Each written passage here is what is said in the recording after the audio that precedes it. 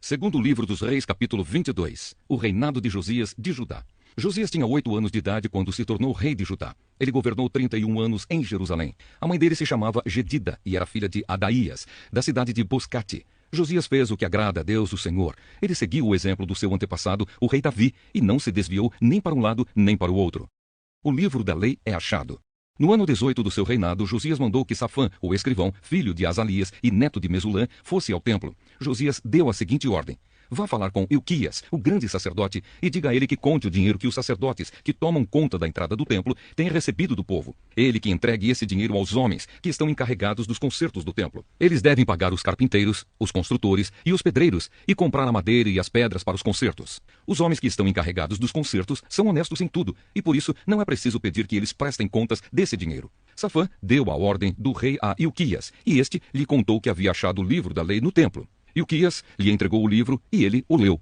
Depois, Safã voltou e contou ao rei o seguinte: os seus servidores pegaram o dinheiro que estava no templo e o entregaram aos encarregados dos concertos. E Safã disse também: tenho aqui comigo um livro que Ilquias me entregou. E leu o livro em voz alta para o rei. Quando ouviu o que o livro da lei dizia, o rei rasgou as suas roupas em sinal de tristeza. Então deu a Ilquias, o sacerdote, e a Aicã, filho de Safã, e a Acbor, filho de Micaías, e a Safã, o escrivão, e a Asaías, o servidor do rei, a seguinte ordem: vão consultar a Deus, o Senhor, por mim e por todo o povo de Judá a respeito dos ensinamentos deste livro. Deus está irado conosco, porque os nossos antepassados não fizeram o que este livro manda. Ilquias, Aicã, Abdom, Safã e Asaías foram falar com uma profetisa chamada Ulda, que morava no bairro Novo de Jerusalém.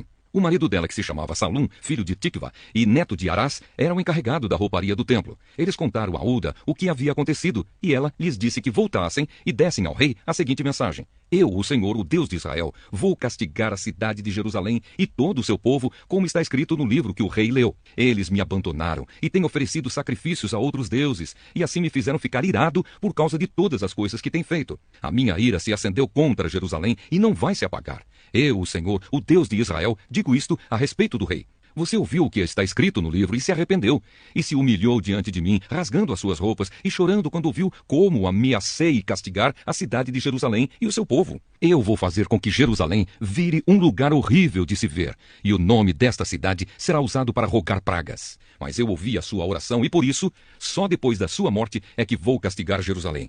Vou deixar que você morra em paz. Então os homens levaram ao rei essa resposta.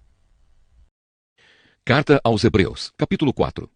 Deus nos deixou a promessa de que podemos receber o descanso de que ele falou. Portanto, tenhamos muito cuidado para que Deus não julgue que algum de vocês tenha falhado, deixando assim de receber esse descanso. Pois assim como aquelas pessoas ouviram, também nós ouvimos a boa notícia. Elas ouviram a mensagem, porém ela não lhes fez nenhum bem, porque quando a ouviram, não a receberam com fé. Portanto, nós, os que cremos, recebemos o descanso prometido por Deus, como ele mesmo disse: eu fiquei irado e fiz este juramento: eles nunca entrarão na terra prometida, onde eu lhes teria dado descanso. Ele disse isso, embora o seu trabalho já estivesse terminado desde o tempo em que havia criado o mundo. Pois a respeito do 7º dia, está escrito o seguinte em alguma parte das Escrituras Sagradas: no 7º dia Deus descansou de todo o trabalho que ele havia feito. E o mesmo assunto é repetido: eles nunca entrarão na terra prometida, onde eu lhes teria dado descanso. Aqueles que foram os primeiros a ouvir a boa notícia não tiveram fé, e por isso não receberam esse descanso. Portanto, há outros que vão recebê-lo. A prova disso é que Deus marca outro dia chamado hoje. Ele falou disso muitos anos depois, por meio de Davi, no trecho das Escrituras já citado: se hoje vocês ouvirem a voz de Deus, não sejam teimosos. Se Josué tivesse dado ao povo esse descanso, Deus não teria falado mais tarde a respeito de outro dia. Assim ainda fica para o povo de Deus um descanso, como o descanso de Deus no 7º dia. Porque quem receber o descanso que Deus prometeu, vai descansar de todos os seus trabalhos, assim como Deus descansou dos trabalhos dele. Portanto, façamos tudo para receber esse descanso. E assim, nenhum de nós deixará de recebê-lo, como aconteceu com aquelas pessoas, por terem se revoltado. Pois a palavra de Deus é viva e poderosa, e corta mais do que qualquer espada afiada dos dois lados.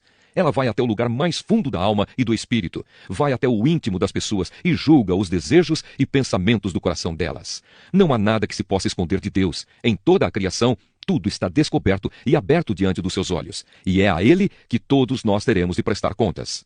Cristo, o grande sacerdote eterno. Portanto, fiquemos firmes na fé que anunciamos, pois temos um grande sacerdote poderoso, Jesus, o Filho de Deus, o qual entrou na própria presença de Deus. O nosso grande sacerdote não é como aqueles que não são capazes de compreender as nossas fraquezas. Pelo contrário, temos um grande sacerdote que foi tentado do mesmo modo que nós, mas não pecou. Por isso tenhamos confiança e cheguemos perto do trono divino, onde está a graça de Deus. Ali receberemos misericórdia e encontraremos graça sempre que precisarmos de ajuda. Salmo 140. Oração pedindo a proteção de Deus. Salmo de Davi ao regente do coro. Ó Senhor Deus, salva-me dos maus, livra-me dos homens violentos. Eles vivem planejando o mal e estão sempre provocando brigas. A língua deles parece a língua das cobras venenosas e as suas palavras são como o veneno das serpentes. Ó Senhor Deus, protege-me do poder dos maus. Livra-me dos homens violentos, daqueles que procuram fazer com que eu caia na desgraça. Homens orgulhosos armaram uma armadilha e estenderam uma rede no meu caminho. Eles puseram armadilhas para me pegar. Eu digo ao Senhor, Tu és o meu Deus. Ó Senhor, escuta o meu pedido de ajuda. Ó Senhor, meu Deus e meu Salvador, Tu me protegeste na batalha. Não dês aos maus o que eles querem, ó Senhor. Não deixes que os seus planos perversos se realizem. Não deixes que os meus inimigos consigam a vitória. Faze com que as suas ameaças contra mim caiam sobre eles mesmos. Que caiam brasas em cima deles. Que sejam jogados num poço e nunca mais possam sair de lá. Que os caluniadores não consigam progredir. Que a maldade persiga, pegue e destrua os homens violentos. Ó Senhor Deus, eu sei que Tu defendes o direito dos pobres e a causa dos necessitados. Os que Te obedecem certamente Te louvarão, e os que são corretos viverão na Tua presença. Salmo 141. Oração da tarde. Salmo de Davi. Ó Senhor Deus, eu clamo a Ti, vem depressa me socorrer.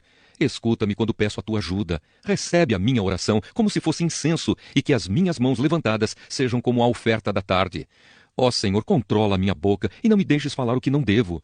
Não permitas que o meu coração deseje fazer o mal, nem que eu ande com os que são perversos ou tome parte na maldade deles, e que eu nunca esteja presente nas suas festas.